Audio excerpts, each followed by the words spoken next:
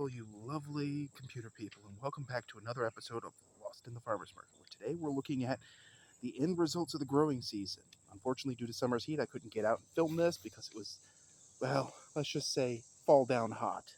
But anyway, the plant in front of you is Pennisetum glaucum, specific variety Purple Majesty, commonly known as millet. These are the seed heads. This thing here is a leaf-footed bug, this thing I'm about to poke that's moving. And this is basically it at its peak. Now, it's normally grown better than this, but there were some mishaps along the way. Millet is in the Poaceae family, which is basically the true grasses. Pennisetum comes from the two words penna for feather and seta for bristle. It refers to these bristly things on the seed heads, which is what these are. These are the flowers, because every plant eventually flowers in some way or another. And the seed heads, which actually this one in the back here, this one way over here, has seeds on it. And basically you would scrape this to knock the seeds off after drying it a bit. Well, anyway, glaucum means blue-green, which refers to the foliage pre-scorch. And it's called Purple Majesty because it gets an intense purple color. However, and it had that for a little while before the scorch happened. Weather, am I right? The Latin name is also Cenchrus americanus. Apparently it has two different names. At the time of writing this, I was not entirely sure which was the proper one, so I'm listing both.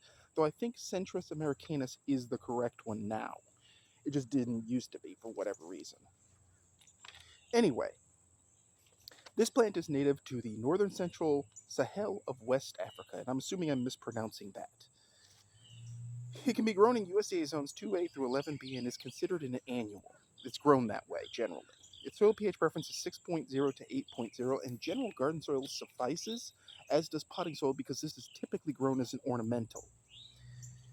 Its height can be 3 to 6 feet, which this one is about 3 and some change, and its width can be 2 to 3 feet grown well, which in this case it wasn't. But, that's the learning process. It is also known as pearl millet. The plants have a notoriously high flammability, especially when crispy dry like these guys are. And the seeds are edible raw or cooked and can be used like rice, basically in cooking and in dishes. The entire plant is useful as animal feed. So if you guys are going that homesteading route, this is your plant. Now, what makes this plant particularly interesting is that it is a grass that has multiple uses. And I'm not a fan of grasses unless they are useful for more than one thing. Lawn grass just barely holds the soil.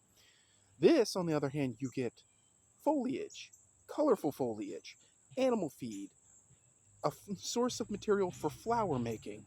It's a win across the board. Also, in groups in potted plants with something dangling, in opposing color dangling down the side like that chartreuse potato vine, it's really striking. So this is Purple Majesty Millet, albeit not so well grown in the field. I thought I'd show it to you. The blog is updating. If you have any comments about this, about growing it, any tips or tricks you want to share, please put them in the comments section. And as always, folks, keep them growing, and thanks for watching. Oh, poke spotted. Poke spotting.